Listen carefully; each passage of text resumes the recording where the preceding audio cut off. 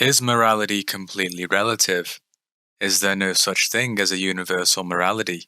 If answers to both questions are yes, we can create any values and morals that we wish.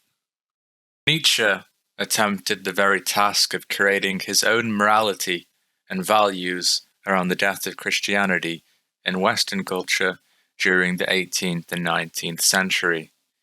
He posited the Übermensch, also known as the overman, referring to people who would transcend morality and create their own values, ruthlessly and instinctually, as the overman were beyond good and evil. Morality makes stupid. Custom represents the experiences of men of earlier times as to what they supposed useful and harmful. But the sense for custom applies not to these experiences as such, but to the age, the sanctity, the indiscussibility of the custom. And so this feeling is a hindrance to the acquisition of new experiences and the correction of customs. That is to say, morality is a hindrance to the development of new and better customs. It makes stupid. The death of Christianity around Nietzsche's time cultivated an epidemic of nihilism, and the overman would answer the nihilism through transcendental moral creativeness. In Nietzsche's moral relativistic stance, he saw the deceit behind all custom, morality, and ascetic ideals, except for, ironically, his own, the overman. It was this unknowing and oversight of his own morality, the overman, which Jung partly attributed to the cause of his insanity.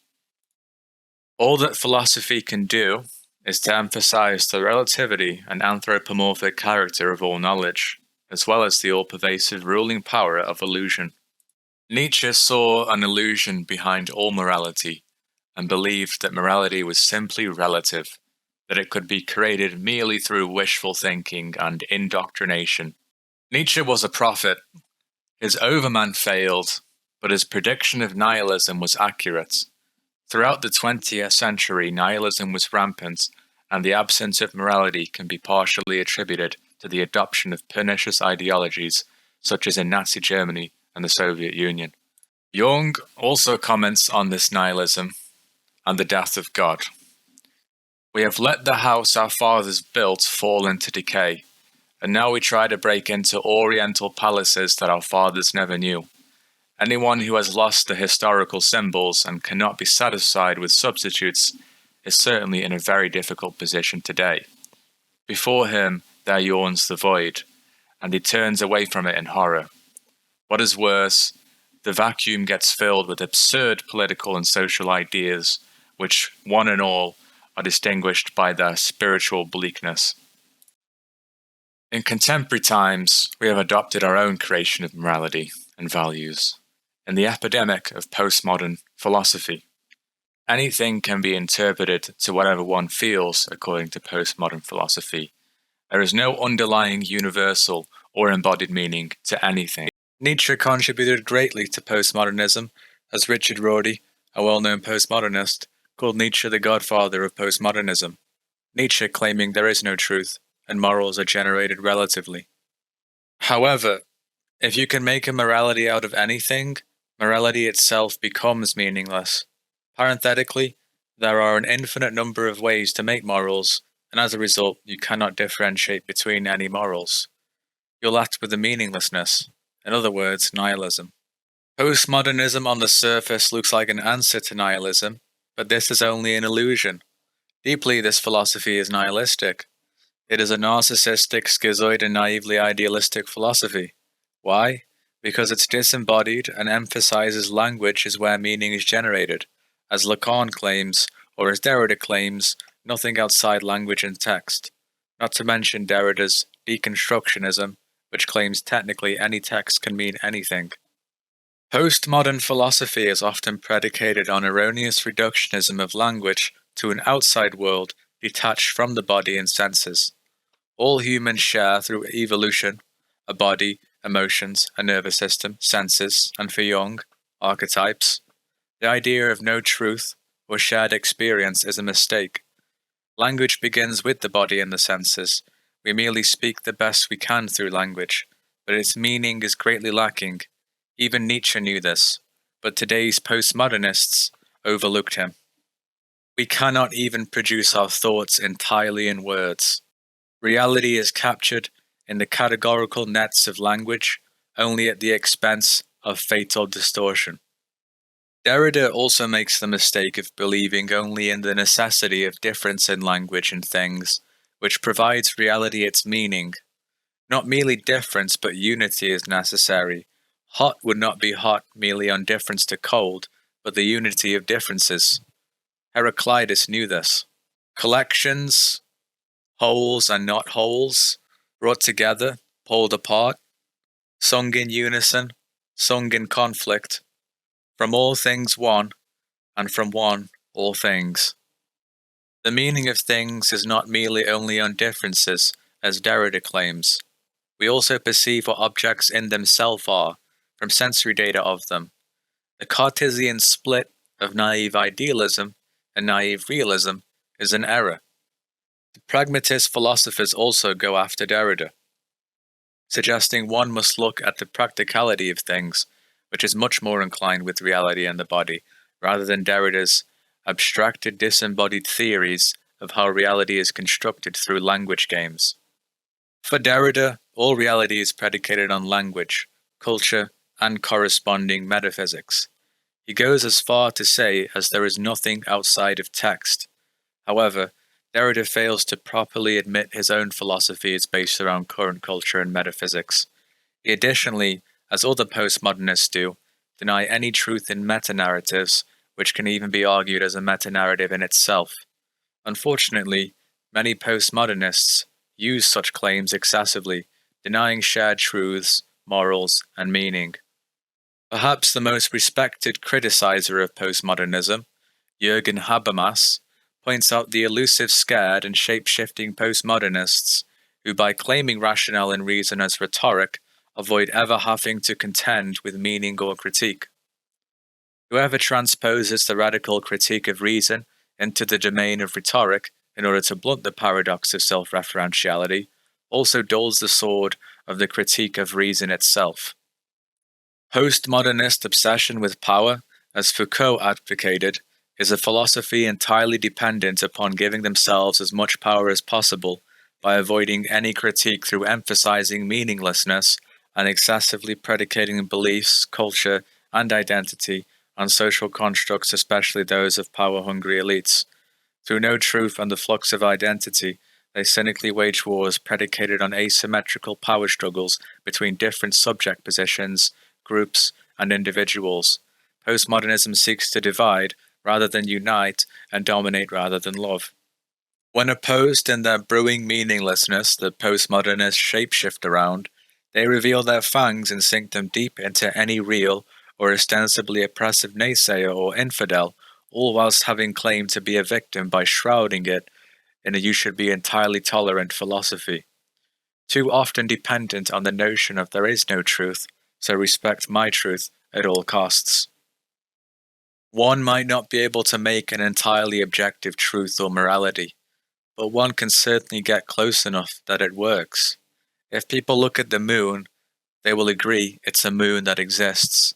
Some people may be traumatized by the moon, or can't see it, but that doesn't change its existence for everyone else, and there is no reason to believe that we are not, for the majority, attuned to the same world as a species.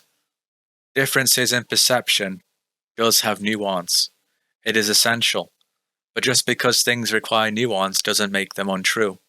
For too many postmodernists, it's the case that one can't prove an objective truth or morality entirely. Therefore, all things should be treated subjectively, this being the most bizarre reasoning that there is. McGilChrist rebukes this postmodern ideology and the problem of dichotomous object versus subject philosophy. There is no one absolute truth about the world, but there are certainly truths.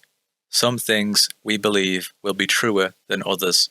Jung, who was greatly influenced by reading Nietzsche and developed his own philosophy on morality, was antithetical to Nietzsche's moral relativistic stance and postmodern philosophy. For Jung, We don't simply create our own morality, or in any which way, like in the postmodern stance. We instead discover our values and morality. The act of creation may be one of invention, not in the modern sense of the word, but in its older sense, one of discovery, of finding something that was there, but required liberation into being. The word invention used to mean discovery, Latin invenire, to find, and it is only since the 17th century that the word has come to take on the grandiose sense of something we make, rather than something we uncover.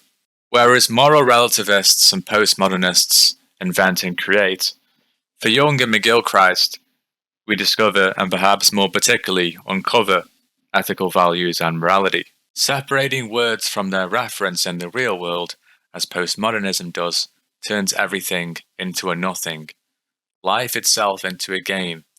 But the coupling of emotionally evocative material with a detached, ironic stance is in fact a power game, one that is being played out by the artist with his or her audience. It is not so much a matter of playfulness, but its misplaced suggestion of innocence as a grim parody of play. We do have morals and values embedded within our bodies and out there in the world to be uncovered using our bodies in a bidirectional relationship with the world, not merely moral creation through our minds. Therefore, there must be a substantial degree of universal morality through a highly shared reality, through our being, bodies, and biology.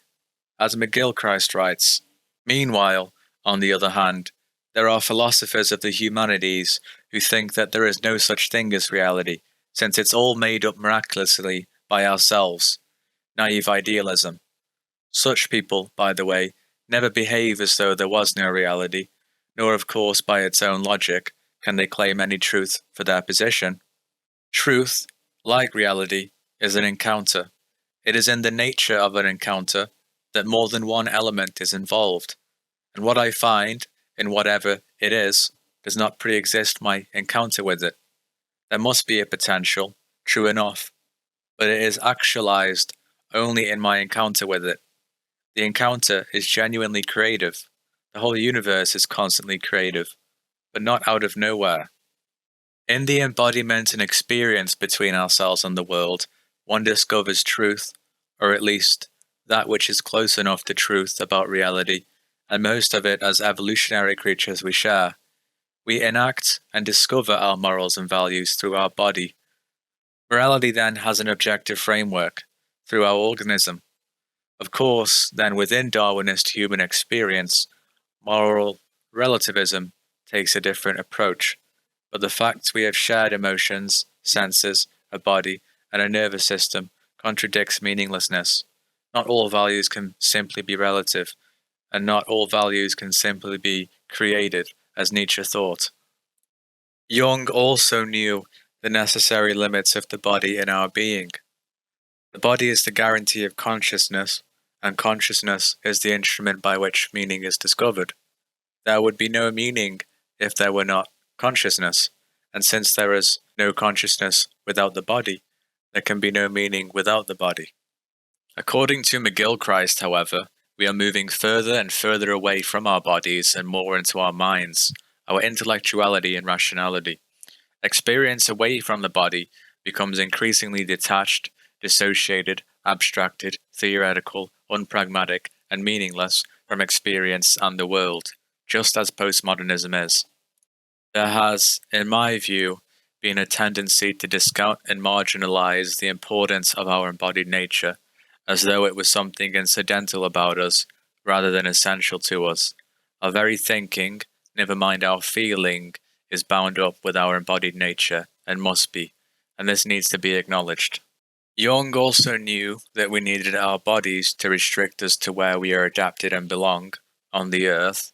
Without our bodies, we float into the skies and become ungrounded. We simply think cognitively of what reality is or who we are, and that we can construct whatever we wish.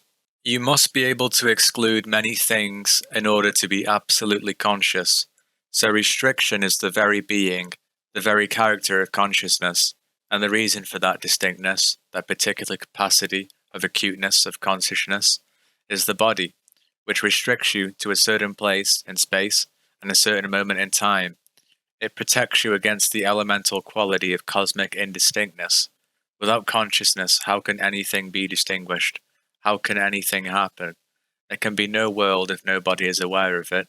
If there is no body to speak of the existence of a world, there is none.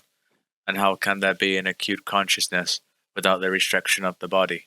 The restriction of our bodies goes against moral relativity.